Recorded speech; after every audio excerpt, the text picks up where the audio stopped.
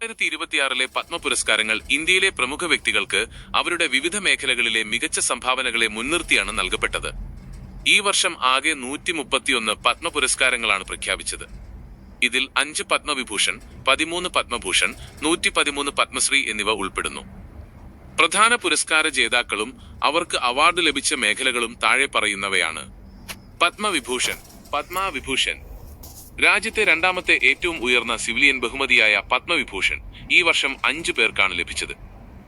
ധർമ്മേന്ദ്ര സിംഗ് ദിയോൾ മരണാനന്തരം കല സിനിമാ മേഖലയിലെ സമാനതകളില്ലാത്ത സംഭാവനകൾക്ക്. വി എസ് അച്യുതാനന്ദൻ മരണാനന്തരം പൊതുപ്രവർത്തനം കേരള മുൻ മുഖ്യമന്ത്രി. കെ ടി തോമസ് പൊതുപ്രവർത്തനം ബൈ നിയമം മുൻ സുപ്രീം കോടതി ജഡ്ജി.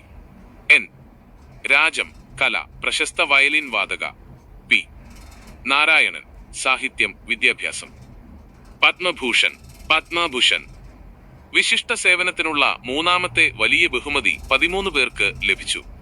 പ്രധാനപ്പെട്ട ചിലർ: മമ്മൂട്ടി കല മലയാള സിനിമയ്ക്കും ഇന്ത്യൻ സിനിമയ്ക്കും നൽകിയ സമഗ്ര സംഭാവനകൾ മുൻനിർത്തി.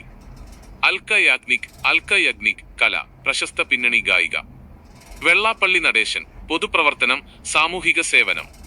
ഉദയ് കോട്ടക് വ്യാപാരവും വ്യവസായവും ബാങ്കിംഗ് മേഖല. പീയൂഷ് പാണ്ഡെ മരണാനന്തരം കല പരസ്യമേഖല.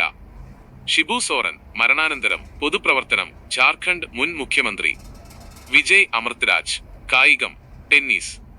ഭഗത് സിംഗ് കോഷിയാരി പൊതുപ്രവർത്തനം. പത്മശ്രീ വ്യത്യസ്ത മേഖലകളിൽ വ്യക്തിമുദ്ര പതിപ്പിച്ച 113 പേർക്കാണ് പത്മശ്രീ ലഭിച്ചത്. അതിലെ പ്രധാനികൾ: ആർ മാധവൻ കല സിനിമ അഭിനയം സംവിധാനം. രോഹിത് ശർമ്മ കായികം ക്രിക്കറ്റ്. ഹർമൻപ്രീത് കൗർ ഭുള്ളർ കായികം വനിതാ ക്രിക്കറ്റ്. പ്രോസഞ്ജിത് ചാറ്റർജി കല cinema Paschim Bengal. A Muthunayagam ശാസ്ത്രവും എഞ്ചിനീയറിംഗും കേരളം. കലമണ്ഡലം വിമല മേനോൻ കല മോഹിനിയാട്ടം കേരളം. കൊല്ലാക്കൽ ദേവകി അമ്മ ജി സാമൂഹിക സേവനം കേരളം. ഇന്ത്യയുടെ തനിമയും വൈവിധ്യവും ഉയർത്തിപ്പിടിക്കുന്ന മികച്ച സേവനങ്ങൾ അനുഷ്ഠിച്ച രാജ്യത്തിനകത്തും പുറത്തുമുള്ള പ്രതിഭകളെ ആദരിക്കാനാണ് 2026 ഈ പുരസ്കാരങ്ങൾ സമർപ്പിക്കപ്പെട്ടത്.